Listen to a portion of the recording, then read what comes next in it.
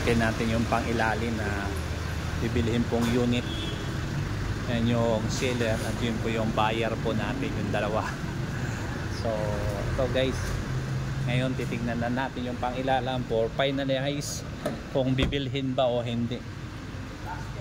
Sige po, yan po. For final, dito natin makikita kung okay yung mga pang ilalim. Ayan. Dito pala tayo guys sa lugar po ng Petron. Para sa mga gustong bumili ng second hand car guys, tignan nyo po yung mga ganito. Ito may mga bangga. Yan yung mga palatandaan. At dito po sa harapan yung mga ganito. Ayan, chinichik po natin dyan. Nasa mga wiring. Yan to mga ano.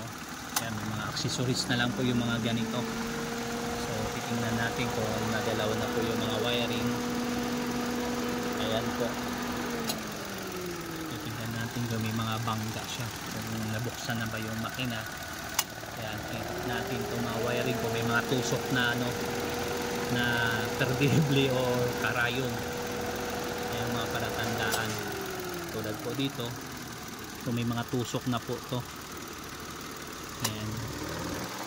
So wala naman tayo nakitang tusok, no? At yung transmission, titignan po natin yan kung meron pong bukas. May kita nyo po yung mga kulay na yan. So nabuksan na yung transmission.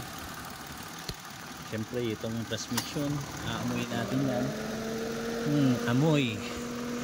May CVT pa po. So yan po yung mga palatandaan na chinichik po natin dyan guys. So may bangga siya.